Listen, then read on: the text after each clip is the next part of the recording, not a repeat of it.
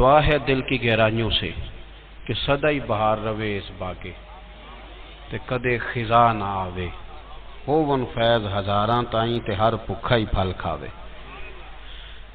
دینی تعلیم جو ہے، ادارے جو ہیں، دین کا جو علم ہے اس کی بہت سی جہتیں ہیں، بہت سارے پہلو ہیں جن پر کلام کرنے کی ضرورت ہے۔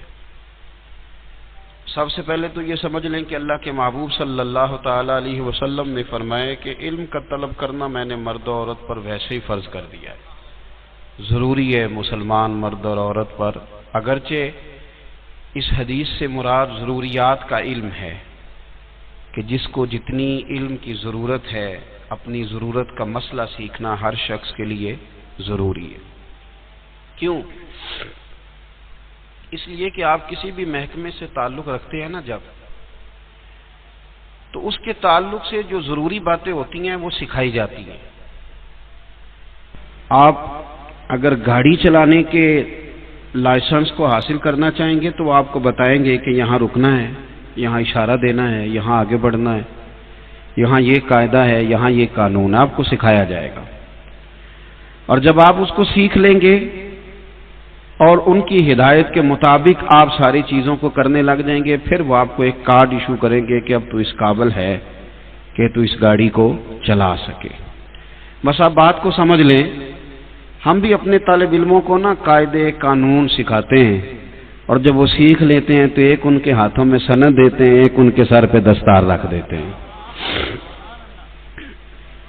جس طرح آپ روٹین کی گاڑی چلائیں تو آپ کو قاعدے قانون سیکھنے ہوتے ہیں، اس طرح زندگی کی جس نے گاڑی چلانی ہے نا، زندگی کی گاڑی، اس کے لیے ضروری ہے کہ جس رستے سے وہ گزرے وہاں وہ سیکھے کہ یہاں میرا دین مجھے کیا کہتا ہے۔ اگر وہ تاجر ہے تو مسائل تجارت کو سیکھے، اگر عام آدمی ہے، مال آ گیا ہے، زکوٰۃ فرض ہو گئی ہے تو زکوٰۃ کے مسائل سیکھے گا، نکاح کا وقت آئے گا تو نکاح اور طلاق کے مسائل سیکھے گا۔ ہماری طبیعتوں میں کچھ تلخی ہے، ایک دوسرے کے لیے کچھ سختی ہے، گھروں میں ایک مستقل جنگ ہے میاں بیوی کے درمیان، اور جس طرح دو مختلف محاذوں پر لوگ کھڑے ہوتے ہیں اور ایک دوسرے کے لیے وہ اپنے دل کے اندر یہ کڑن رکھ رہے ہوتے ہیں کہ کس طرح میں اس سے جیت جاؤں، یہ نظام ہے۔ بچے بہت سارے گھروں میں الا ماشاءاللہ کچھ گھروں میں بچے مشکل کا شکار ہوتے ہیں کہ ابا کا ساتھ دینا ہے کہ اماں کا ساتھ دینا ہے۔ یہ کٹھن اور آزمائش اور تکلیف کب پیدا ہوئی؟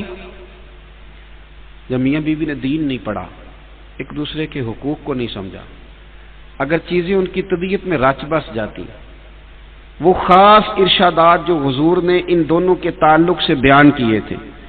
ڈاکٹر اقبال کہتے ہیں کہ ایک نوجوان لندن میں آ کے مجھ سے کہنے لگا کہ میں بیوی کو نہیں رکھوں گا، ختم ہو گئی بات، بڑے جھگڑے ہیں، بڑی کہانیاں ہیں۔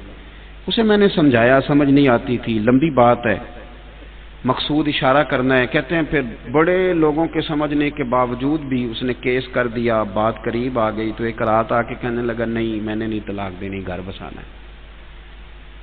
کیوں؟ اب کیا ہوا؟ کہنے لگا میں نے مسلمانوں کے نبی کریم علیہ السلام کی ایک حدیث سن لی ہے۔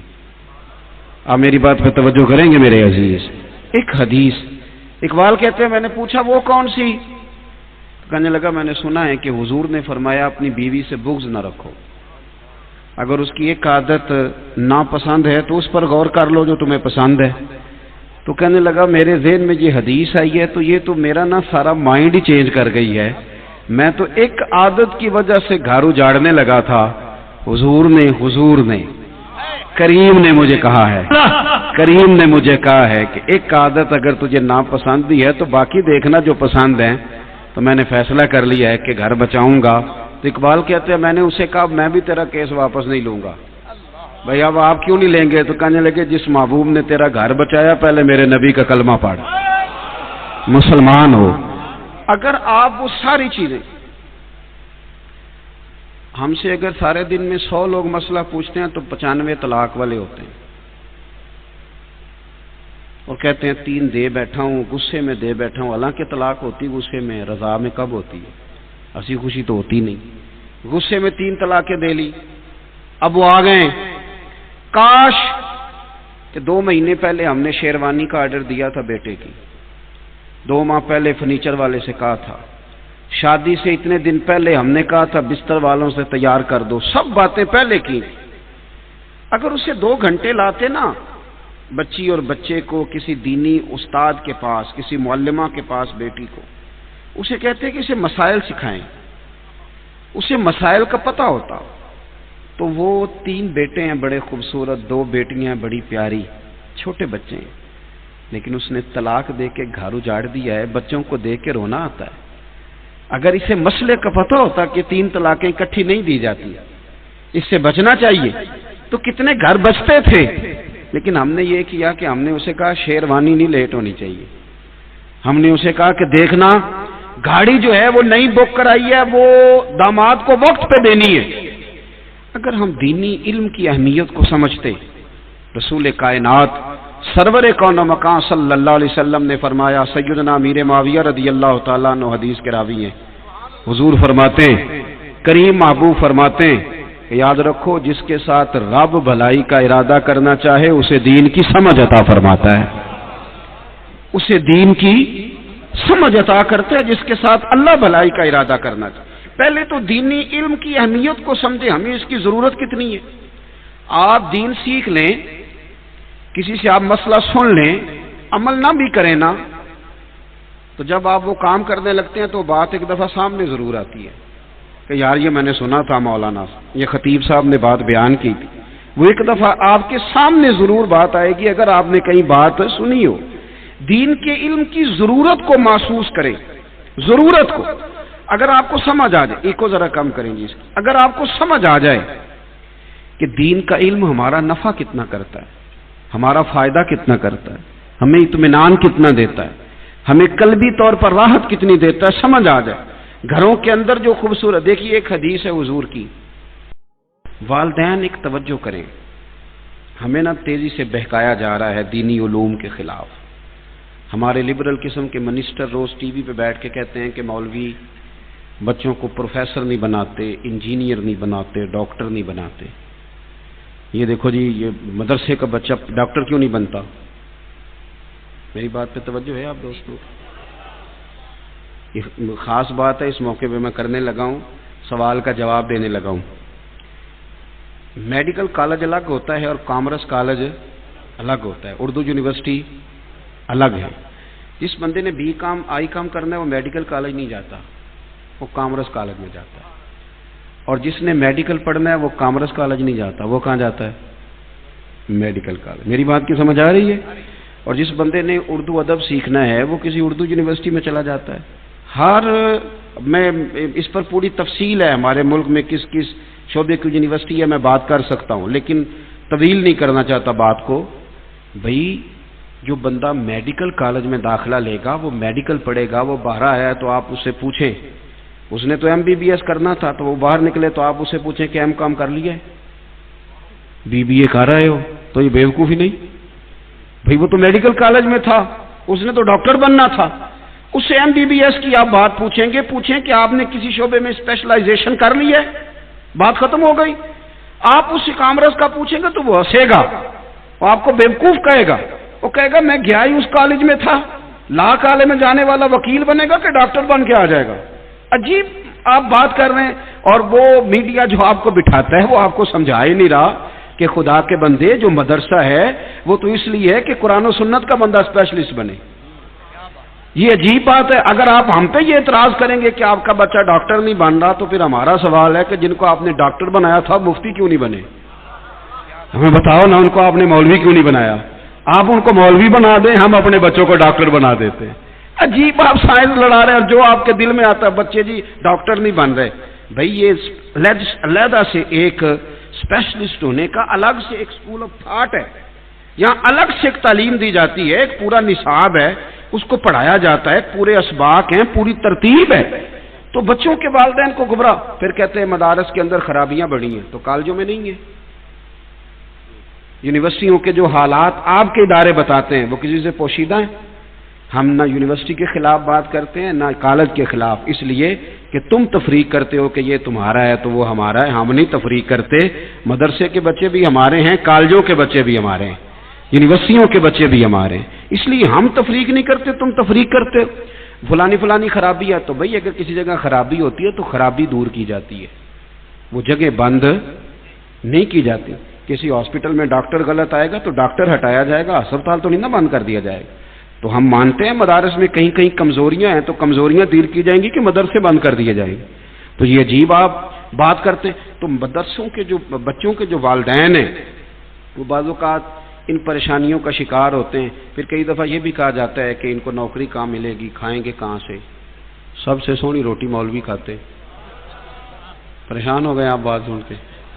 سب سے اچھے کپڑے مولوی پہنتے ہیں، سب سے زیادہ عزت وقار آج بھی دین کے لیے. میرے کچھ سنگی تھے، مجھے کہا کرتے تھے کہ تو لائق آدمی تھا، تو کس چکر میں پڑ گیا. میں انہیں کہتا تھا یار چلو اللہ کام لیتا ہے، لے ہی لے گا. پھر مجھے کبھی کبھی فون کرتے ہیں، میں نہیں کہتا خود ہی کہتے ہیں یار جو کام آپ کر رہے ہیں نا اس میں اعزاز بڑا ہے، اس میں اعزاز بڑا ہے، یہ تو وقار والا کام. تو ہمیں چاہیے کہ اپنے بچوں کو شوق دلائیں. اگر بچہ بھاگتا ہے واپس جاتا ہے 2-3 سال پڑھ کے تو اسے شوق دلائیں، اسے کہیں پتر واپس جائے، اسے مکمل کر. آپ شوق پیدا کریں. اور استاد سے زیادہ ماں باپ کارنامہ سر انجام دے سکتے ہیں بچوں کو شوق دلانے کا. آپ سرپرستی کریں، آگے بڑھیں، مدرسے کو آ کے دیکھیں کیا پڑھ رہا ہے، کہاں جا رہا ہے، اس کی فائل چیک کریں. آپ پہنچیں، مدرسے کے ساتھ ذوق پیدا کریں. ایک بزرگ گزرے حضرت ربیہ صاحب تاریخ بغداد نے لکھا ہے کہ ان کے والد حضرت ابو عبد الرحمن فروغ چلے گئے تھے جہاد کرنے. تابعین کا دور تھا. اس زمانے میں جہاد ہوتا تھا کہ یہ علاقہ فتح کیا تو اگلے علاقے چلے گئے، وہ فتح کیا تو اگلے علاقے چلے گئے، وہ چلے گئے جہاد کرنے. 27 سال واپس ہی نہیں آئے. جاتی دفعہ بیوی کو 30,000 دینار دے گئے تھے کہ خیال رکھنا. واپس آئے تو بیٹا بھی بہت چھوٹا تھا. جب تشریف لائے تو 27 سال کے بعد مدینہ شریف میں رہائش تھی. دروازے پہ دستک دی تو بیٹے نے دروازہ کھولا تو ہاتھ میں نیزہ تھا. کہنے لگے پیچھے ہٹ، تو کون ہے میرے گھر پہ قبضہ کیا ہوا ہے؟ تو صاحبزادے کہنے لگے بابا تو کدھر سے آ گیا، تو پیچھے ہٹنا، میرے گھر میں تو کیوں بغیر اجازت کے داخل ہو رہا. بات بڑھ گئی، لوگ جمع ہو گئے. جب وہ بحث طویل ہوئی تو اندر سے والدہ نے پردے کے بیچ سے سنا تو کہنے لگی بیٹا ہٹ جا، یہ تیرے والد آئے، والد کو آنے دے. ماں بھی بیٹے سے بڑا پیار کرتی ہے. اور قرآن پاک نے 2 مثالیں دی ہیں باپ اور بیٹے کے پیار. 2 مثالیں، ایک حضرت ابراہیم اور جناب اسماعیل کی، ایک حضرت یعقوب اور جناب یوسف کی علیہم السلام. یہ بھی کبھی بڑھ کے دیکھو، اور ماں بھی بڑا ہی پیار کرتی ہے. پر پتر لیٹا ہو نا تو باپ تو دیکھ کے راضی ہوتا رہتا ہے کہ دیکھو میرا بیٹا بڑا ہو گیا. ابے کا پیار کا بھی کوئی اندازہ نہیں، کوئی کسی جگہ اس کا ٹھکانہ نہیں. باقی لوگ تجھے پیسے دیتے ہوں گے، تحفے دیتے ہوں گے، باپ تجھے اپنی جوانی دے دیتا ہے. چڑھتی جوانی میں ابا کہتا ہے کہ میرے کپڑے ہیں بس بچوں کے لے آ. حالانکہ اس کا تو وقت آیا پہننے. جو باپ پیار کرتا ہے اس کا بھی کوئی اندازہ کر سکتا. تو والد نے بیٹے سے ملاقات کی، باپ بیٹا بڑا روئے. اب عصر کی اذان ہو چکی تھی مسجد نبوی میں. حضرت ربیہ چلے گئے نماز کے لیے. والد آئے تھے سفر سے، کھانا وانا کھایا، غسل کیا، فارغ ہوئے تو پوچھتے ہیں اپنی اہلیہ سے کہ وہ میرا 30,000 دینار کدھر ہے. 27 سال بعد آئے ہیں تو باقی چیزیں نہیں پوچھی، پیسے پوچھے.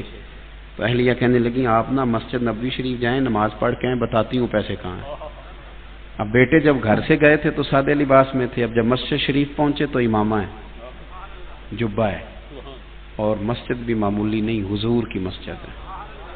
اور حدیث پڑھانے کے لیے جب صاحبزادہ بیٹھا ہے تو سامنے حضرت حسن بصری جیسے لوگ، امام مالک جیسے لوگ سامنے بیٹھے ہیں. لوگ درس حدیث ہو رہا ہے. عصر کی نماز پڑھ کے تو کسی سے پوچھتے ہیں یہ کس کا پتر ہے، کس نصیبوں والی ماں کا بیٹا ہے، حضور کی مسجد میں بیٹھ کے دین پڑھا رہا ہے، کون ہے یہ؟ تو جن سے پوچھا تھا انہوں نے بتایا یہ کوئی ابو عبد الرحمن نام کے بزرگ ہیں جو 27 سال سے جہاد میں ہیں، یہ ان کا بیٹا ہے. حضور کی مسجد نبوی میں بیٹھے تھے تو گود میں آنسو گرنے لگے. کبھی حضور کا گنبد دیکھتے، کبھی سرور کائنات کا روضہ نور دیکھتے، کبھی بیٹا دیکھتے، کبھی ادھر کبھی ادھر. واپس لوٹ کے گھر آئے تو سعادت مند بیوی کا چہرہ دیکھا تو چھلک پڑے آنسو. بیوی سمجھ گئی کہ پتر کو حدیث پڑھاتا دیکھا ہے، سمجھ گئی. تو دیکھتے شوہر کو کہنے لگی میں نے نا آپ کا 30,000 دینار آپ کے بیٹے کو عالم بنانے میں لگا دیا ہے، مجھے بتاؤ میں نے پیسے ضائع تو نہیں کیے، کوئی ضائع تو نہیں کیے؟ تو ہاتھ اٹھائے اور کہا میں رب کی بارگاہ میں دعا کرتا ہوں اللہ تجھے بہترین صلہ عطا کرے، تو نے تو میرے بیٹے کو رسول اللہ کے دین کا خادم بنا. بھائی یہ جو ذوق ہے نا، یہ جو ذوق ہے اس کو آپ سمجھیں. آپ اپنے بچوں کو کاش اس طرف لائیں. میں نا تراویح ایک جگہ بڑی جلدی تھی، بات میری ختم ہو گئی بس میں سمیٹنے لگا ہوں. ایک جگہ بڑی جلدی تھی تو تراویح کے لیے کھڑا ہو گیا تو بالکل میرے ساتھ جو صاحب کھڑے تھے وہ تراویح میں رو رہے تھے. تو میرے دل میں خیال آیا کہ جو سورہ ابراہیم کی تلاوت ہو رہی تھی تو بعض جگہ ایسی آیات تھیں تو میں نے سمجھا کہ شاید قرآن مجید کے درد کے ساتھ یہ رو رہے ہیں. تو تکمیل پر نہ میں نے ان سے کہا کہ اللہ تعالیٰ آپ کو صبر دے، تو آپ بڑا رو رہے ہیں. تو وہ کہنے لگے کہ مولانا یہ جو تراویح پڑھا رہا میرا بیٹا ہے، پہلا مصلی سنا رہا ہے. تو میری نہ میں آپ کو بتا نہیں رہا کہ میری اس وقت کیفیت کیا ہے کہ میرا پتر قرآن جی سنا رہا ہے، میرا بیٹا قرآن شریف سنا رہا ہے.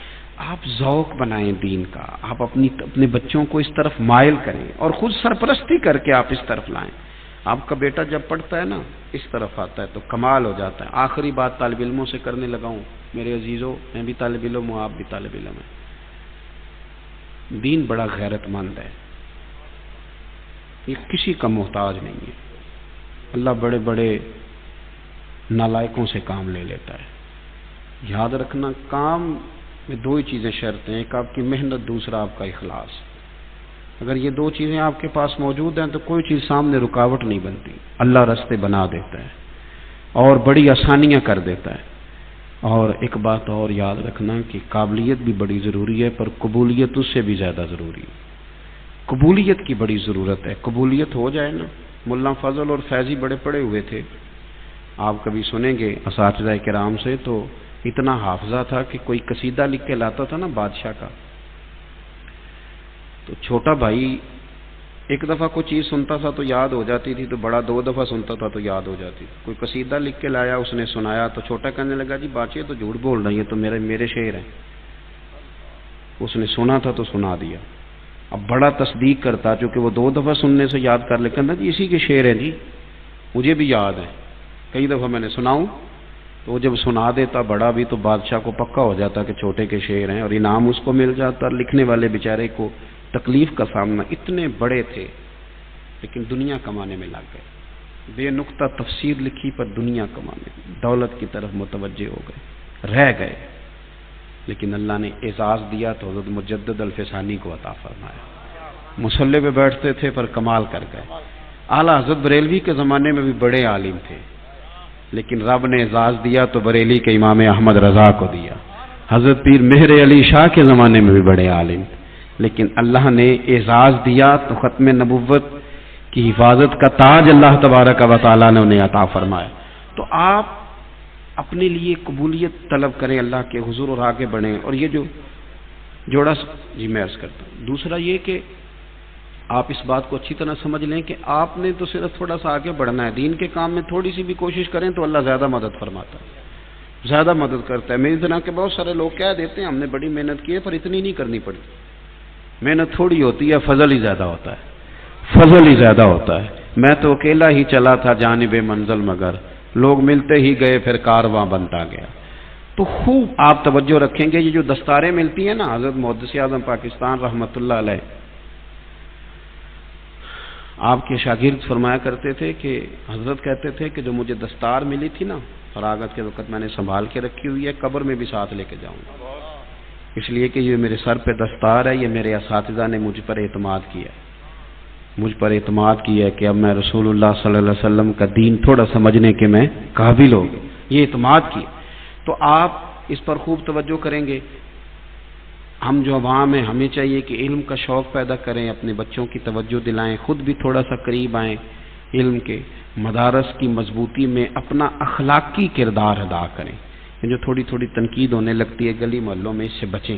اخلاقی کردار ادا کریں. کوئی کمزوری آ جاتی ہے، انسان ہے، کمزوریاں ہوتی ہیں، آگے بڑھ کے ان کی اصلاح کی کوشش کریں. لیکن یہ کہ کوئی ایسی محاذرائی نہ بنائیں جس سے دین کی کاز کو نقصان پہنچے۔ حضرت ماں باپ کے تعلق سے نا وسوسے بعض دلوں میں آ جاتے ہیں۔ کچھ بچے ایسے ہیں جو باہر بیٹھے ہیں، کمائیاں کر رہے ہیں، ابا انہیں فون کرتا ہے کہ بیٹا پیسوں کی ضرورت ہے، اس کے دل میں خیال آتا ہے کہ دیکھو ابا طبیعت نہیں پوچھتا، پیسے مانگتا ہے۔ حضور صلی اللہ تعالی وسلم نے رہنمائی کر دی۔ نوجوان نے کہا حضور ابا پیسے مانگتا ہے۔ شارحین نے لکھا ہے یہ جو اس حدیث میں اس نے پوچھا ہے نا، کہ اس کا معنی یہ ہے کہ وہ پیسے اس کے اپنے کمائے ہوئے تھے، وراثت کے نہیں تھے۔ جیسے بیٹا الگ سے کوئی کمائی کرتا ہے، تو اس نے کہا میرے ابا جی مجھ سے پیسے مانگتے ہیں، تو حضور حکم کیا ہے؟ اب سوال کا جواب یہ تھا کہ حضور کہتے دے دے یا نہ دے، دو ہی باتیں ہیں نا۔ اس نے کہا حضور والد پیسے مانگتا ہے۔ آپ جاتے ہیں موٹیویشن سپیکر کے پاس کہانیاں سننے، آپ چلے جاتے ہیں کسی فلانے آدمی کے پاس ذہن سازی کرنے، اور بھائی باہر سے سالن لینے وہ جائے جس کے گھر نہ ہو۔ آپ باہر کیوں جاتے ہیں؟ آپ کو تو سارا کچھ مدینے والے رسول نے عطا فرمایا ہے، آپ کا تو اپنا گھر سارا بھرا ہوا ہے، آپ یہاں سے فیض لیں۔ حضور نے ہر چیز دینی علم کی بس اہمیت کو سمجھی، آپ کے سامنے چیزیں کھل جائیں گی۔ سرور کون مکان صلی اللہ علیہ وسلم سے پوچھا حضور میرے والد صاحب پیسے مانگتے ہیں، حکم کیا ہے؟ تو نبی کریم صلی اللہ تعالی علیہ وسلم نے فرمایا تو حکم پوچھتا ہے دوں کہ نہ دوں؟ فرمایا انت و مالک لابیک۔ آپ کبھی اس حدیث کے پیرے پہ غور کر لینا تو آپ کو نا باپ سے عشق ہو جائے گا، یعنی آپ غلام بے دام ہو جائیں گے۔ اس نے کہا حضور ابا پیسے مانگتا ہے، دوں کہ نہ دوں؟ تو حضور نے فرمایا تو بھی اپنے ابے کا ہے، تیرا سارا مال بھی تیرے باپ کا ہی ہے۔ آپ کی ذہن سازی کرے گا دین، آپ کو کچھ جوان کرے گا، آپ کی سوچیں تازہ کرے گا۔ میں ایک حدیث پاک پڑھ رہا تھا، آج کل نا مایوسی بہت زیادہ ہے طبیعتوں میں، لوگوں کا وجود نہیں تھکا، ذہن تھک گیا ہے، لوگ تھکی تھکی باتیں کرتے ہیں۔ اب نوجوان مجھ سے اکثر ناراض رہنے لگ گئے ہیں، میں کوئی بات کروں گا پھر ناراض ہو جائیں گے۔ جوان زیادہ ذرا تھک گئے، یہ زیادہ تھکے ہوئے ہیں، یہ وقت پہ ہی کہہ دیتے ہیں پورے 12 سال ہو گئے ہیں کام نہیں چل رہا، 3 سال ہو گئے ہیں کام نہیں چل رہا۔ اور خدا کے بندے بس ابھی سے ہی اتنی جلدی؟ ستاروں سے آگے جہاں اور بھی ہیں، اور عشق کے امتحان بھی اور بھی ہیں، بڑی جلدی۔ حضور صلی اللہ علیہ وسلم ذہن سے اگر آپ کے ذہن میں ہو قرآن و سنت تو آپ کوئی کچی بات نہیں کریں گے، کہیں گھبرائیں گے نہیں، کہیں کمزور نہیں پڑیں گے، کہیں آپ کے جملوں سے مایوسی نہیں ٹپکے گی، کہیں آپ کو کمزوری نظر۔ شرط یہ ہے کہ آپ دینی علوم کے قریب ہوں، قرآن و سنت کے قریب ہوں، پھر آپ کو کسی نئے فلسفے کی، نئے سیمینار کی، کسی نئے ڈاکٹر کے پاس جانے کی ضرورت نہیں پڑے گی۔ حضور طائف چلے گئے، طائف والوں نے پتھر مارے، بات لمبی نہیں کرتے، اشارہ دیتے ہیں، بڑی تکلیف دی، حضور واپس تشریف لائے، ایک جگہ بیٹھے، حضرت زید بن حارثہ ساتھ ہیں، یا رسول اللہ دعا کریں یہ تباہ ہو جائیں۔ حضور نے ہاتھ اٹھا دی، اللہم اہدی قومی، یا اللہ میری قوم کو ہدایت دے دے، انہیں پتہ ہی نہیں۔ جوانوں ذرا حضور کی امید دیکھنا، تو کہتا 3 سال کام کیا ہے، 4 سال کام کیا، تھک گیا ہوں، پڑھ میرے نبی پاک کی حدیثیں، تجھے سکھ کے ساتھ سویا کرے گا، تجھے محنت کرنے میں مزہ آنے لگے گا، تجھے سرور آنے لگے گا۔ سرور کائنات علیہ الصلوۃ والسلام کی خدمت میں عرض کی حضور دعا کریں گے تباہ ہو جائیں۔ نبی کریم نے ہدایت کی دعا کر کے کہا زید میں ان کے لیے تباہی کی دعا نہیں کروں گا، اگر یہ نہیں نہ مانتے تو مجھے امید ہے ان کی آنے والی نسلیں میرا کلمہ پڑھ جائیں گے۔ مجھے بتائیں یہ بات جب کسی کے ذہن میں بیٹھ جائے تو وہ ذرا ذرا سی بات پہ گھبرائے گا، مجھے کہے گا فلانا نہیں سنتا، فلانا میری بات نہیں سنتا، پھر بوڑھے بزرگ مایوس ہوں گے۔ آپ دین کے قریب آئیں، آپ سرور کائنات صلی اللہ تعالی علیہ وسلم کے دین کو سمجھیں، حضور کے ارشادات سے روشنی لیں، اور پھر یہ جو دین کا علم ہے نا اس کی اہمیت کو آپ سمجھیں۔ ہمارے ہاں نا ایک طبقہ ادیبوں کا ہے، شاعروں کا ہے، ایک بیوقوف سے سیاستدان ہے، اللہ ماشاءاللہ، سب کو نہیں میں کہہ رہا، پر جتنے ہیں ان اتنوں کو تو کہنے دو نا، جتنے ہیں اتنوں کو تو کہنے دو نا۔ یہ نئی نئی کہانیاں سناتے ہیں، معاذ اللہ کہتے ہیں سارے رنگ ہی اللہ کے، سارے روپ ہی اللہ کے، یہ کہانیاں کہتے ہیں دیکھو جی جو جس کو پکار رہا ہے کسی نہ کسی رنگ میں اللہ کو پکار رہا ہے، تو خدا کے بندو اگر سارے روپ ہی اللہ کے تھے تو حضور بتوں کے خلاف جہاد کیوں کرتے رہے؟ آپ دین کی اتنی بڑی بات کو، عقیدہ توحید کو اس رنگ میں آپ لے رہے ہیں۔ اب ان کو سپورٹ کیا کن لوگوں نے؟ جو ملنگ کہلاتے تھے، کہتے ہیں ساڈے پیر صاحب درویش نے، وہ تقریر نہیں کرتے، تقریر کرنے لیا نہ اتنے مولوی صاحب رکھے نے۔ میں کیوں کرتے؟ تاں نہیں، انہوں نے آؤندی نہیں، آؤندی ہوندی تو مڑتے کدے نہ، انہوں نے کو کچھ پڑھن تاکہ تقریر ناراض ہو گیا ہو۔ اللہ آپ کو خوش رکھے، میں صحیح کہہ رہا ہوں، یعنی کرامت پیر صاحب بتائیں گے اور مسئلہ مفتی صاحب بتائیں گے۔ کیسا انوکھا تقسیم کا طریقہ ہے۔ دعا پیر صاحب فرمائیں گے اور جمعے کا خطبہ مفتی صاحب۔ یہ کیا بات ہوئی بھائی؟ وہ ملنگ کیا کرتے ہیں؟ وہ کہتے ہیں مولویوں کی پتہ ہو گئی، آپ ہمارے پاس آئیں، ہم آپ کو 2-3 سٹوریاں سنائیں گے، کوئی آپ کو حیرت انگیز بات سنائیں گے، کوئی کہیں گے نہیں بیٹا معرفت اور چیز کا نام ہے، تھوڑا سا آپ کو فلسفہ دے کے لاجک دے کے الجھائیں گے، کہانی ختم ہو جائے گی۔ کائنات میں سب سے زیادہ حسن اسی معرفت میں ہے جو مدینے والے رسول نے عطا فرمائی ہے، اور جہاں تک بات اہل ذکر کی ہے اس کا ہم انکار نہیں کرتے۔ اللہ والوں کے تو ہم خادم ہیں، جاروب کاش ہیں، لیکن آپ سنیے رسول کریم کا جو طریقہ ہے، علم کے ساتھ حضور کا جو شغف ہے۔ آج نا لوگ خطباء کو جانتے ہیں، واعظین کو جانتے ہیں، یا جو سوشل میڈیا پہ لڑائیاں کر رہے ہیں ان کو جانتے ہیں۔ میں جاتا ہوں اجتماعات میں تو لوگ کہتے ہیں مولوی لڑ رہے ہیں، تو میں نے کہا آپ نے دیکھا ہی 5-6 مولوی ہیں، ہمارے تو سینکڑوں شیوخ الحدیث ہیں جو بیٹھ کے توجہ کے ساتھ رسول اللہ کا دین پڑھا رہے ہیں، توجہ کے ساتھ۔ آپ نے 4 بندے دیکھیں، آپ پریشان ہو گئے، آپ نے دیکھا ہی نہیں۔ کبھی آپ کھڑکی کھول کے پیچھے دیکھیں، سبزہ بڑا شاندار ہے، اور یہ جو آپ مایوس ہے نا کہ پتہ نہیں کیا بنے گا، کچھ بھی نہیں ہو رہا، آپ بے فکر رہیں۔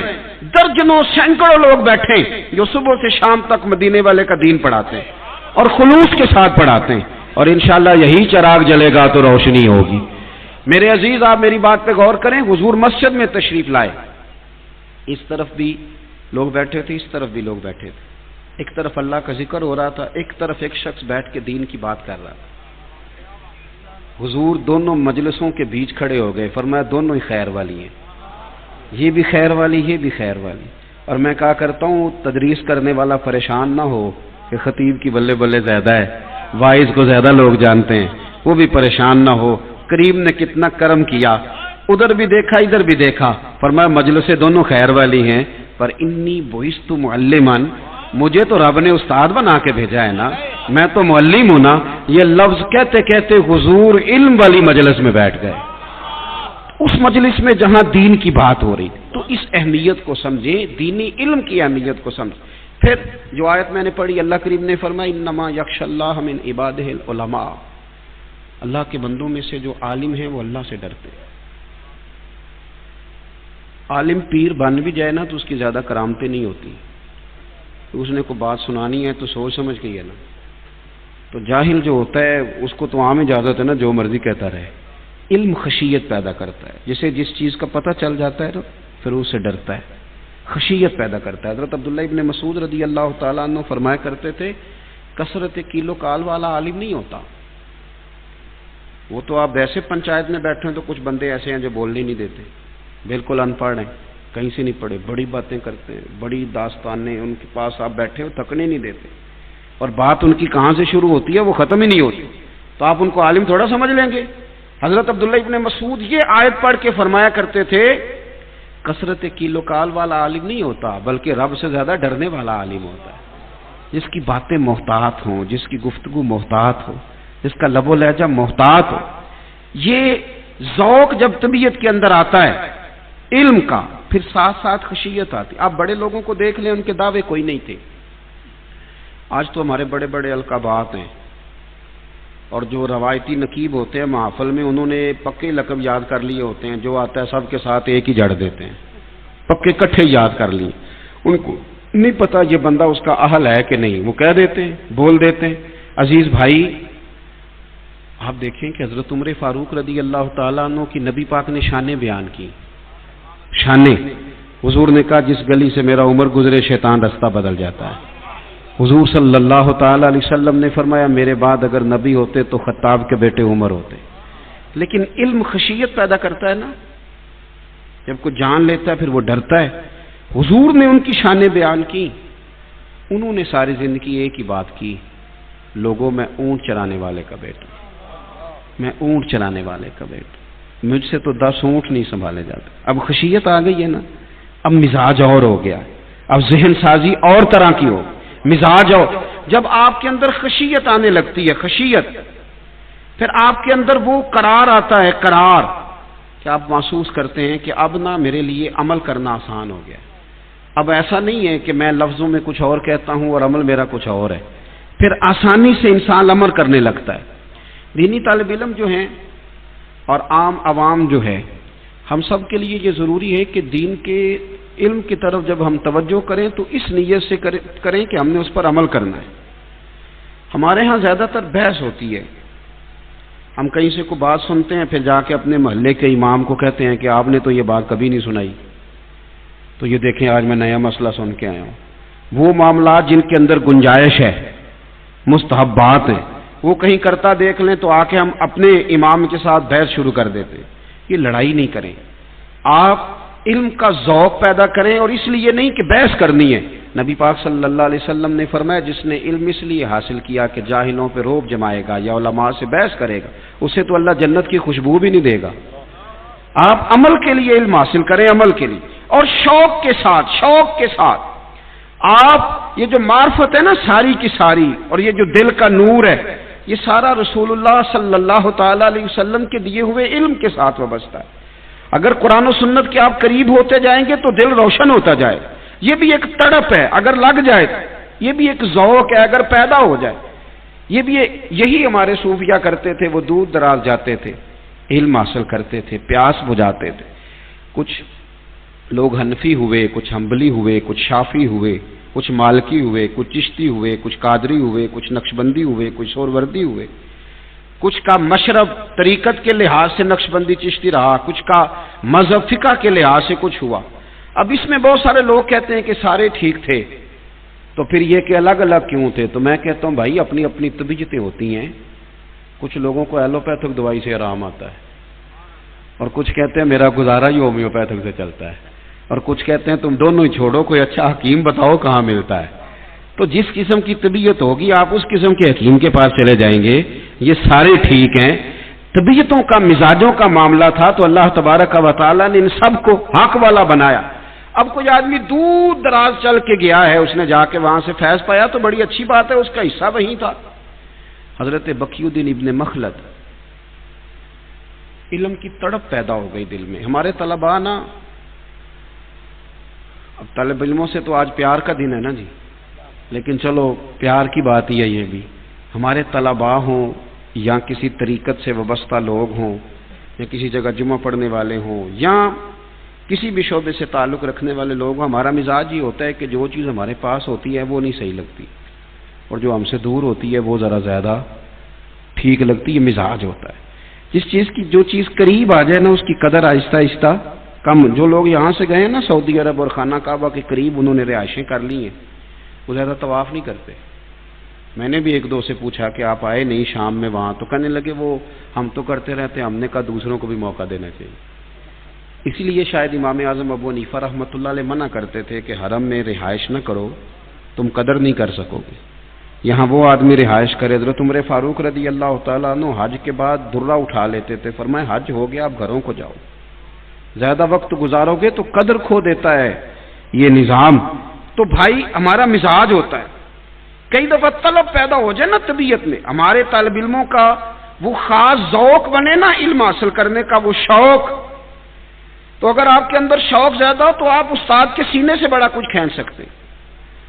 عام آدمی کا اگر طلب کا ذوق زیادہ ہو نا، وہ کئی دفعہ سوال کرتا ہے تو بڑا کچھ لے لیتا ہے، وہ حاصل کر لیتا ہے.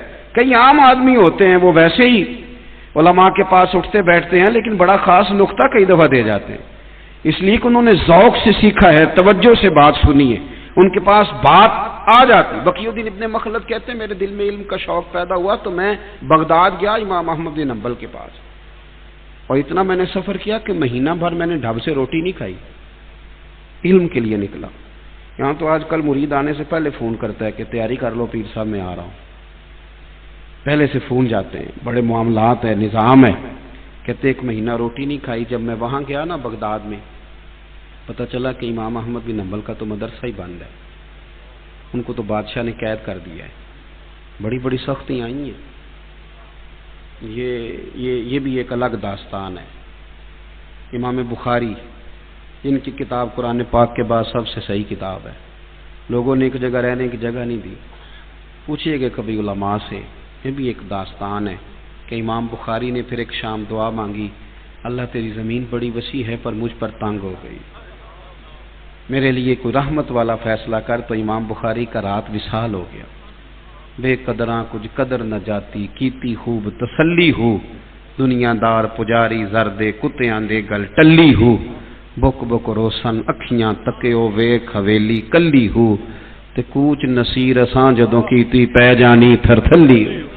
پھر بعد میں کئی دفعہ لوگوں کو یاد آتا ہے کہ یہ بھی چیزیں تھیں۔ بعد میں حضرت امام احمد بن حنبل کا مدرسہ، اتنے بڑے امام ہیں، مدرسہ بند ہو گیا، بادشاہ کو پسند نہیں آیا، وڈیرے سردار چودھری وہ کہتے ہیں یہ مولوی مضبوط ہو گئے تو کل کو ہمارے مقابلے میں کھڑے ہو جائیں گے۔ امام صاحب پابند سلاسل ہیں، گھر میں ان کو قید کر دیا گیا، دروازے پہ پہرے دار کھڑے کر دیے، کس بات پہ؟ کہ وہ حضور کی حدیث نہ پڑھائے۔ بقی الدین ابن مخلد کہتے ہیں جب میں نے سارا دیکھا نا تو میری طلب تھی نا، جو طلب ہوتی ہے اس کی بڑی بات ہوتی ہے، اوہو میری طلب بھی تو تیرے کرم کا صدقہ ہے۔ طلب تھی نا کہ میں نے کچھ لینا ہے۔ میں نے لوگوں سے پوچھا امام صاحب کا گھر کہاں ہے؟ انہوں نے کہا ہم بتا نہیں سکتے۔ میں نے ایک شخص کی منت کی، چل یار مہربانی کر تھوڑا بتا۔ یہ جو بہت زیادہ اللہ تعالیٰ کسی کو عزت دیتا ہے نا، یہ تو کسی وقت جا کے آتی ہے۔ یہ جو پرانا وقت ہوتا ہے آزمائشوں کا، وہ تیری آنکھ ہو یا سنگ ملامت کی چبھن، کون پہنچا ہے میرے درد کی گہرائی تک، دور شہرت میں تو یاروں نے کیا یاد بہت، اور ساتھ آیا نہ کوئی کوچے رسوائی تک، اور درویش نے کہا تھا ساری عمر یہ آٹا گد ہے، لکھاں کیتے نہیں پیڑے، اب وقت آیا ہی تے محمد بخشا کوئی نہیں ہو بیٹھا نیڑے، کوئی نہیں بات سنتا۔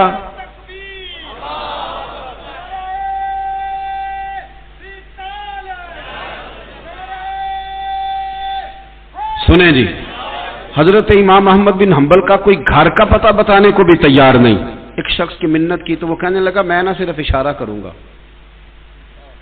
میں صرف اشارہ کروں گا، اور وہ بھی آنکھ سے، ڈر بڑا لگتا ہے حکومت وقت سے۔ ایسے بھی حالات آتے ہیں، ایسے بھی حالات آتے ہیں، کئی دفعہ عوامی سطح پہ پیدا کر دیے جاتے ہیں، کئی دفعہ حکومتی سطح پہ پیدا کر دیے جاتے ہیں، مشکل کر دیا جاتا ہے گھر سے نکلنا۔ وہ کہتے ہیں کہ میں پہنچ گیا دروازے تک، اشارہ کیا کہ یہ گھر ہے، اللہ اکبر۔ فرماتے ہیں مجھے ذوق تھا نا علم پڑھنا ہے اور استاد سے پڑھنا ہے، مرشد سے فیض کا ذوق تھا نا، تو کہتے ہیں اگلی صبح پھر میں علم پڑھنے آیا، میں نے کپڑے پھاڑ لیے، ٹوپی اتار لی، ہاتھ میں مانگنے والا کاسا پکڑ لی، وہ تینوں لب دیں آپ گواچے، سانو اپنی خبر نہ کوئی، ساتھوں پارے نی ککھ گلیاں، ہن تے آخ دے لوگ شدائی، ننگ نموس دا ساڑ کے چولا، اساں گل پہنے تاج گدائی، وہ سجنا اپنا آپ گوایا تاں یار نے چاتی پائی۔ فرماتے ہیں وہ کاسا گدائی، میں دروازے دروازے مانگنے لگا، کوئی ایک آنا دیتا، کوئی دو دیتا، کوئی ایک دینار، کوئی تین، مانگتے مانگتے پھر دروازہ امام احمد بن حنبل کا آیا، میرے مرشد کا گھر آیا، میرے استاذ کا۔ وہ جب نکلے نا ایک دینار لے کے تو ان کا چہرہ دیکھا تو میں رو پڑا۔ میں نے عرض کی حضور دینار نہیں، میں تو آپ سے حضور کی حدیث سننے آیا، آپ نہ یہیں کھڑے کھڑے 2 منٹ میں جو آپ سے ہو سکے مجھے پڑھا دیا کریں، سونیا میں روز خیرات لینے آؤں گا، میں روز خیرات لینے آؤں گا، میں مانگوں گا، مہربانی کرنا، میں بھوک کاٹ لوں گا، پتے کھا لوں گا، پر میں یہاں آ کے نا آپ سے پڑھا کروں گا۔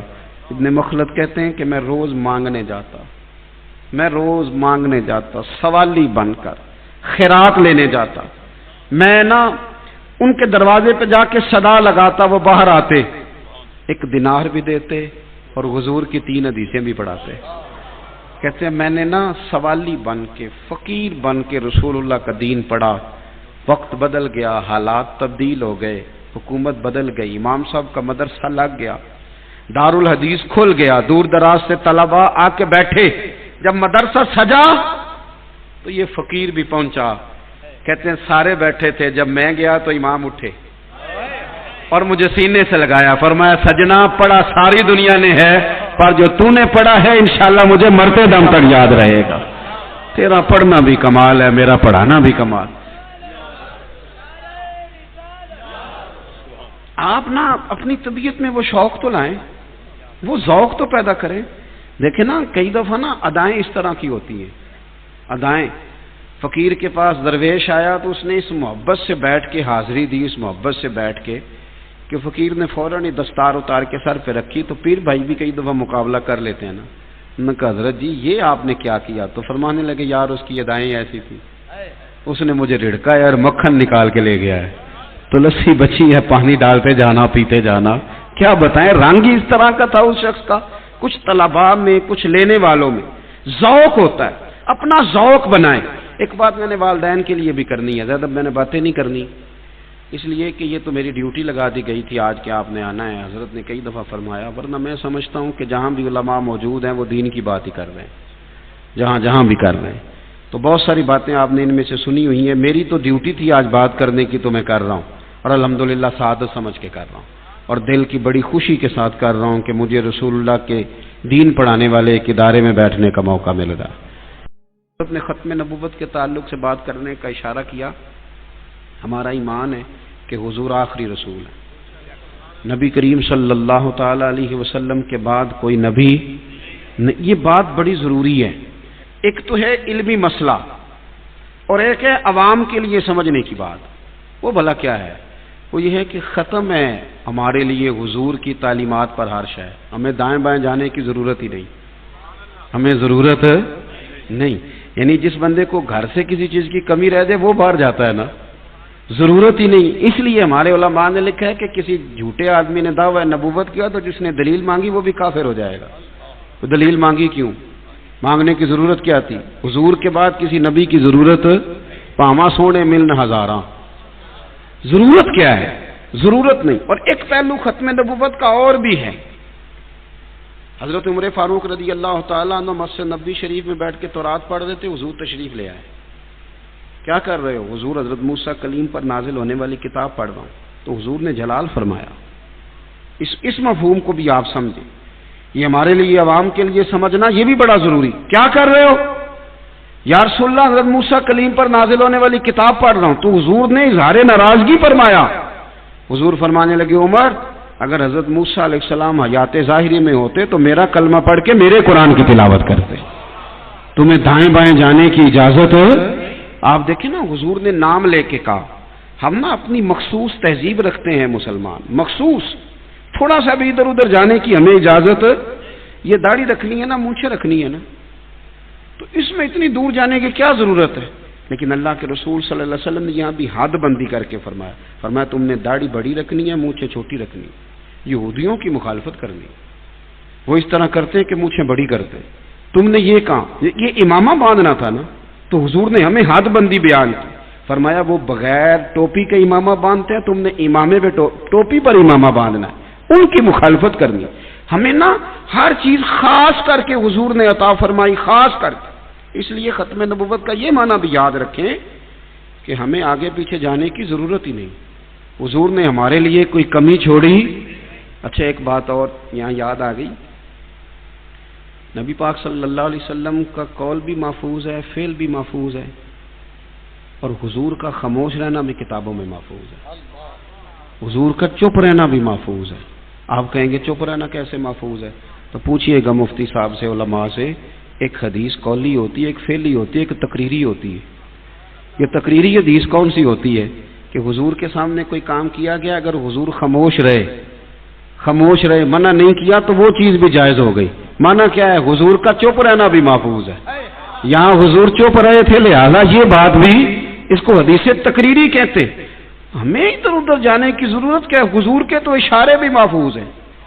اگر حضور نے کہہ دیا نا میں اور یتیم کی پرورش کرنے والے جنت میں اس طرح جائیں گے جس طرح یہ دو انگلیاں جڑی ہوئی ہیں، تو ہر محدث نے انگلیاں کھڑی کر کے جوڑ کے دکھایا ہے کہ حضور نے کہا تھا یوں انگلیاں جڑی ہوئی ہیں.